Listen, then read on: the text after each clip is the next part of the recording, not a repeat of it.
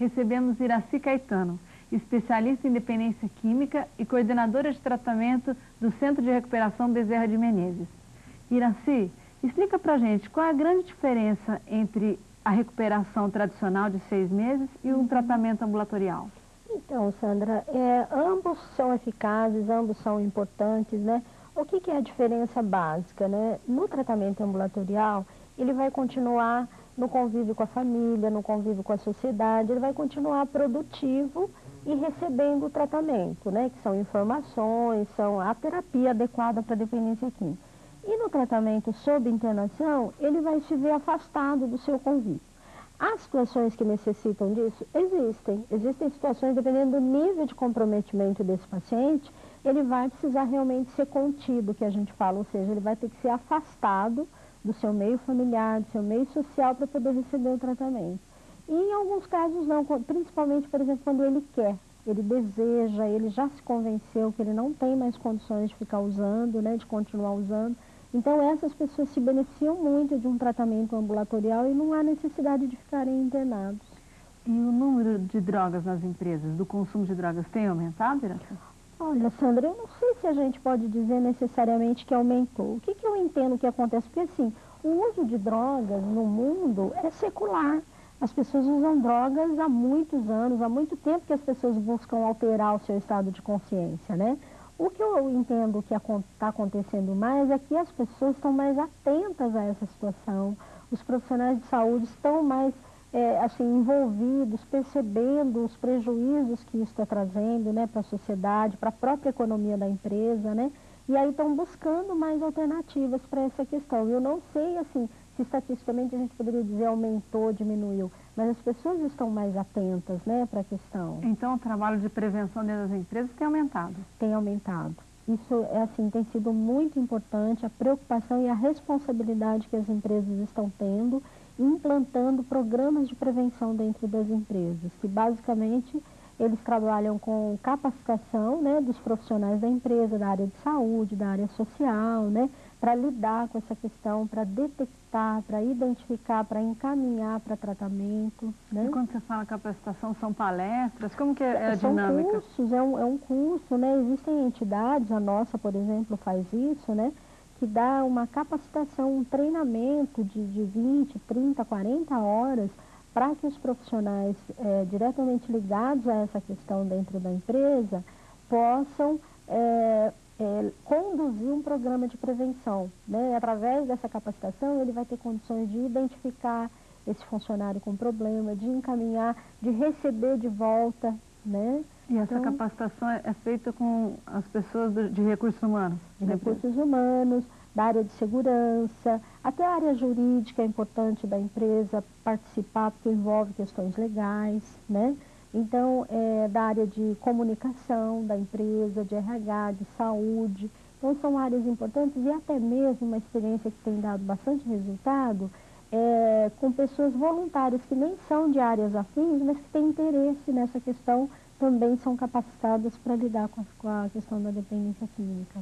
Iraci, e quando numa empresa, ao invés da pessoa que trabalha ali no chão da fábrica, um gerente é dependente químico? Geralmente vocês adotam o esquema ambulatorial ou também de internação? De novo, depende do estado de envolvimento. Primeiro que já é bastante difícil esse executivo, por exemplo, admitir que está com problema, até mesmo as pessoas que estão à volta, na maioria das vezes não querem atribuir algum problema à eventualidade dele estar fazendo uso. Então já é difícil detectar, né? Mas detectando, havendo da parte dele um desejo, um interesse em se livrar da situação, né, aceitando o problema, ele pode se beneficiar de um tratamento ambulatorial. Mas existe, na nossa instituição, nós temos muitos casos de executivos que precisam mesmo se internar para poder fazer o tratamento. E aí a empresa libera? Libera, porque assim, nós estamos falando, Sandra, de uma patologia como outra qualquer, né? É uma doença, a Organização Mundial da Saúde aceita a dependência química como uma doença.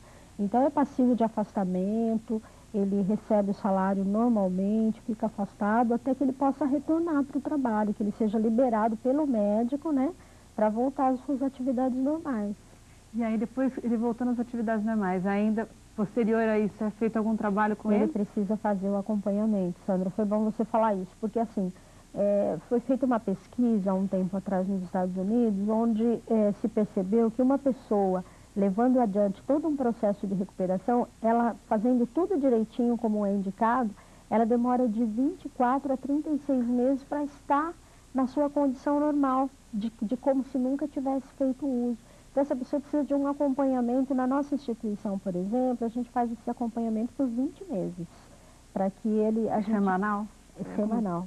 Semanal. Inicialmente por 6 meses semanal, depois encontros mensais, até que ele realmente se sinta assim, em condições de que nós, profissionais, sintamos que ele esteja em condições de caminhar sozinho. Iraci, geralmente esses encontros semanais, o que são? São grupos de apoio, palestras, são grupos terapêuticos, né? Ele traz, por exemplo, vamos dizer uma situação que ele esteve internado, ali ele estava protegido do uso de substância, protegido das dificuldades que ele tem no dia a dia, das frustrações, das discussões e etc. Quando ele vai para casa, para a sociedade, ele tem que lidar com tudo isso.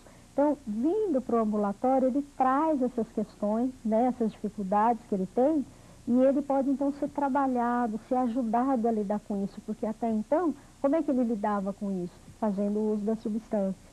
Então, ele tendo esse espaço para trazer, olha, estou com dificuldade com isso, etc., a gente vai trabalhar, vai ajudá-lo a buscar dentro dele mesmo o potencial para conduzir aquela situação. E como as empresas conseguem captar isso do funcionário, que ele está com a problemática das drogas?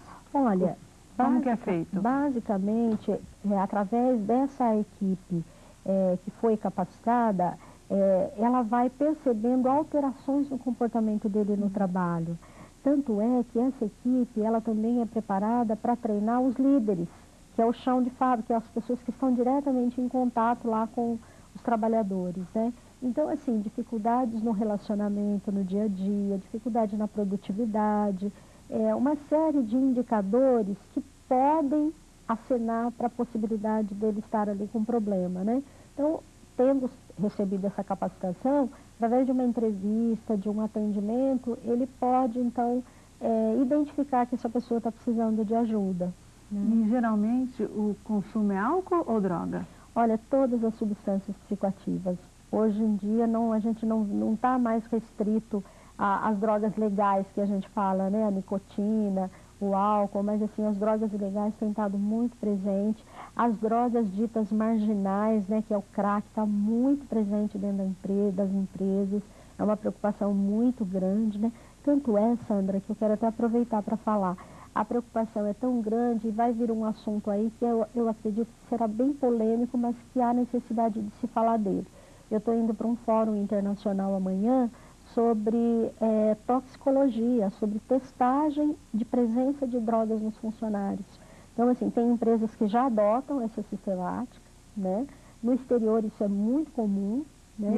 E aqui está se começando a discutir, porque assim, o aumento, né, é muito grande, o acesso tem sido muito grande, e essas pessoas que trabalham, que estão engajadas num trabalho, elas são muito assediadas também, por outro lado, porque elas têm o que o traficante precisa, que é o dinheiro, né?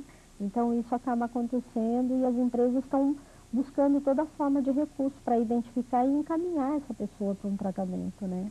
Iraci, e a empresa na contratação tem que ter muito cuidado, porque chega a ser um preconceito, né? Exatamente. Você não contratar um fumante ou você não contratar um usuário. Então, isso é muito bom. O programa tem nos permitido a fazer a sugestão para a empresa para que ela não deixe de contratar, e sim que ofereça ajuda, que ofereça o tratamento. Porque, assim, ela não contrata esse, contrata outro, que dali a pouco pode apresentar o problema também, né? Mas eu tenho percebido que as empresas, assim, têm assumido o papel, vamos dizer assim, social dela, de oferecer essa ajuda. Lógico que não é a regra geral, né?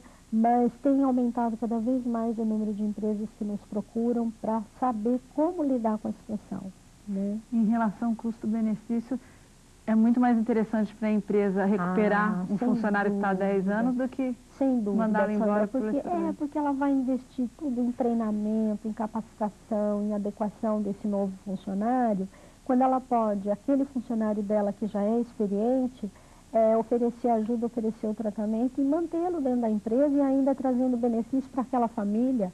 para aquela comunidade, né? Porque você sabe que um dependente químico em recuperação, em tratamento dentro do ambiente do trabalho, ele mobiliza todo mundo para questões que ninguém tinha parado para pensar. Todo mundo é obrigado a se olhar um pouquinho. E aí é uma forma preventiva também. Já funciona como prevenção. Tratamento é prevenção.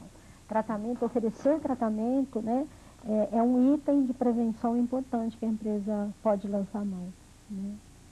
Iraci, muito obrigada pela tua participação no nosso programa, por ter esclarecido essa problemática das drogas na empresa e que Deus te ilumine muito, te dê muita força para você seguir adiante com esse desafio, porque a tendência é aumentar, né, o consumo de drogas. Que estar preparados, né?